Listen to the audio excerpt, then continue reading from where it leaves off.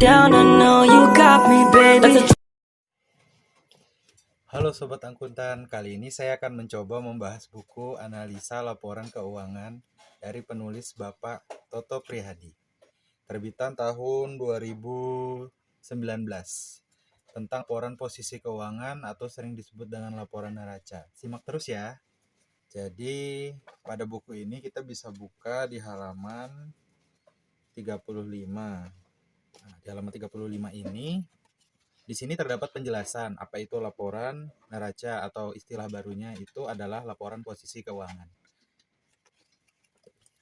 Pada laporan posisi keuangan neraca sendiri adalah satu bagian dari laporan keuangan. Jadi laporan posisi keuangan atau neraca ini disusun dengan persamaan akuntansi.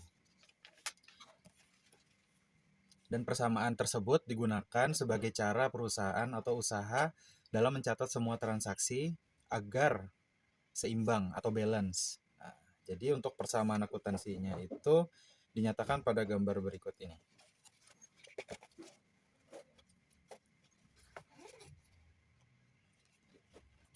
Nah, pada penjelasan gambar ini berarti aset itu adalah hasil sama dengan utang ditambah dengan ekuitas, yaitu modal.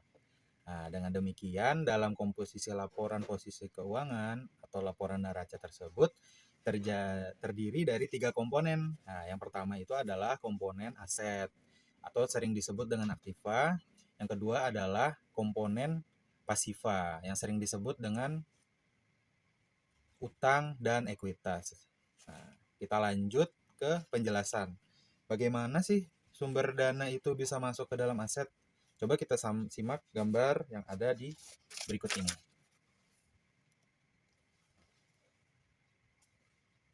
Nah, jadi sumber dana yang diperoleh perusahaan ini, alirannya berasal dari sumber dana yang dikategorikan pasiva, yaitu utang dan ekuitas modal. Nah, yang didistribusikan ke aktivitas aset, yaitu dalam kategori ini pasiva aktiva di perusahaan. Untuk lebih memahaminya, kita langsung ke contoh soal aja ya. Untuk laporan di sini contoh soalnya kita menggunakan laporan neraca PT Mayora Indah Tbk ya sobat. Nah, di sini ada pada gambar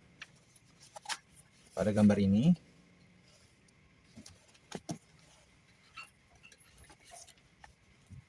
Ini adalah laporan neraca yang diaudit pada tanggal 30 Desember 2012. Pada gambar ini adalah pos-pos akuntansi yang merupakan pengelompokan akun-akun transaksi pada kategori aktiva atau aset yang terdiri dari aset lancar dan aset tidak lancar. Nah, untuk akun-akun transaksi aset lancar di sini itu terdiri dari kas, ada investasi jangka pendek, ada piutang usaha, ada persediaan, dan uang muka di pembelian. Nah, sedangkan untuk akun-akun transaksi aset tidak lancar di sini, ada aset pajak tangguhan, aset tetap, aset uang muka pembelian aset tetap, uang jaminan, dan beban tangguhan.